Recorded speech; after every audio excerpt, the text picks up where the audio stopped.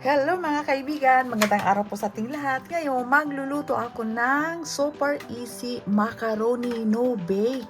Kaya ito mga ingredients niya. Macaroni, cook na yan, naluto na yan.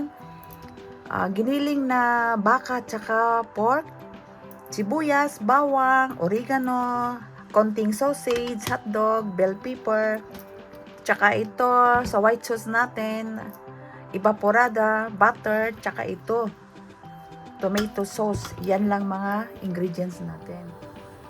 Ayan guys, iluto ko na itong macaroni. Ayan, ilaga ko lang ha. Walang sukat-sukat yan. Ayan, palambutin ko lang. Ito guys, luto na yung macaroni. Para sa no bake macaroni. Ayan. Magisa na ko ngayon ng karne. Yan na mga kaibigan, inilagay ko na yung bawang kasi mainit na masyado. Ilagay ko na itong onion. Ayan. Ayan, ilagay ko na itong pork giniling natin at saka baka. Half-half yan. Ayan. Mix-mix lang tayo mga kaibigan. Ayan lang siya. Mix-mix. Ayan na mga kaibigan, ilagay ko na itong bell pepper. Oo, bell pepper, di ba? Lagyan na natin yan, ha.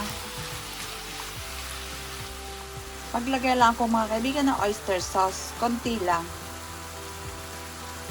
1 tablespoon. Ayan lang siya. Mix-mix lang. Ayan mga kaibigan, ilagay ko na itong hotdog natin. Konting hotdog lang yan.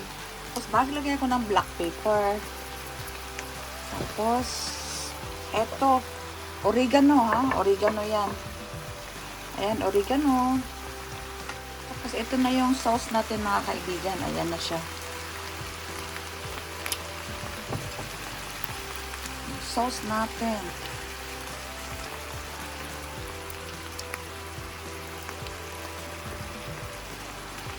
Bali, sauce na 400 grams. Ayan. Mix-mix lang. Maglagay lang ako ng konting water mga kaibigan ha. Konti lang. Ayan, konting water lang. Takpan ko lang. Guys, maglagay lang ako ng condensed milk na konti lang. Siguro mga 2 tablespoon. Kasi maasim eh. O, ganyan lang. 2 tablespoon lang condensed milk. Para matamis ng konti. Ayan, luto na po ito. Nilipat ko siya dito mga kaibigan kasi maliit yung ano ko. Sartén. Ito, nilagay ko na itong macaroni.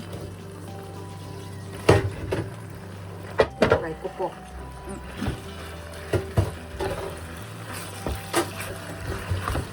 Mix-mix lang. Ayan. Mix-mix lang tayo. Ayan mga kaibigan, maglagay lang ko ng cheese. Ayan. Cheese. Tutunaw din yan. Ayan.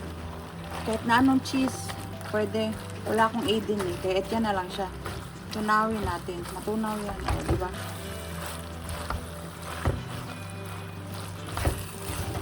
O, matutunaw din yan. Ano mga kaibigan, gagawa na ako ng white sauce. Butter.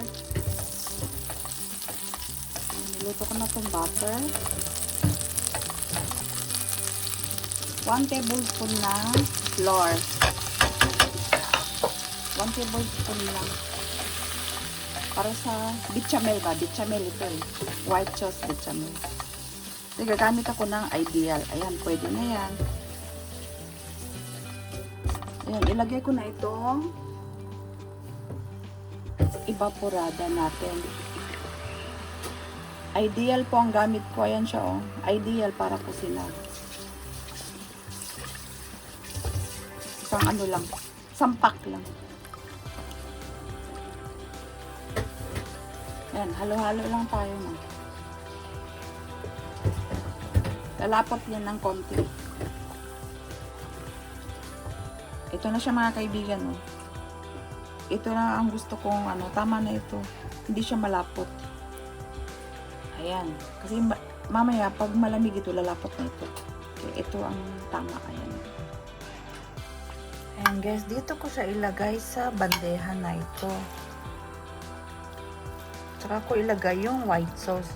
O, bechamel ba? Bechamel. Ayan, white sauce. Ayan, hindi pa natunaw yung Kaya ganyan lang. O, ganito lang mga kaibigan, kadali yung no-bake macaroni. O, diba? Sarap niya. Ito na mga kaibigan. Ito na yung bechamel ko. Tingnan nyo, nag-sticky na.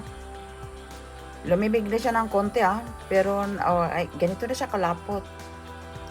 O, tingnan nyo, lumapot na siya. Kanina, hindi pa. Pag malamig na ito, lalapot pa ito. O, ganito lang kasimple yung no-bake macaroni. Super easy recipe, di ba? O, ready to eat na ito. Ayan, o, ganyan lang siya kadali. Lagay na natin lahat. Kasi sayang. O, di ba?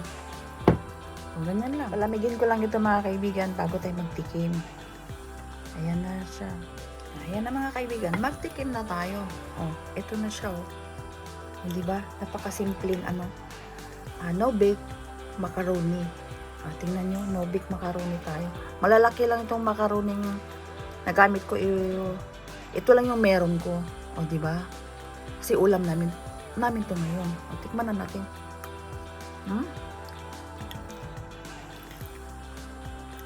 Ang sarap ng bechamel niya. Ang sarap ng bechamel niya mga kaibigan.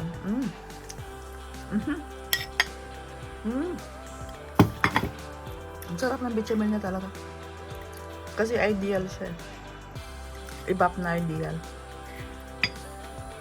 Kaya ito na mga kaibigan. Yung napaka super easy na no-bake macaroni. Kaya napakadaling gawin. Kaya maraming salamat po mga kaibigan. God bless po sa ating lahat at enjoy cooking lang po tayo. Bye bye!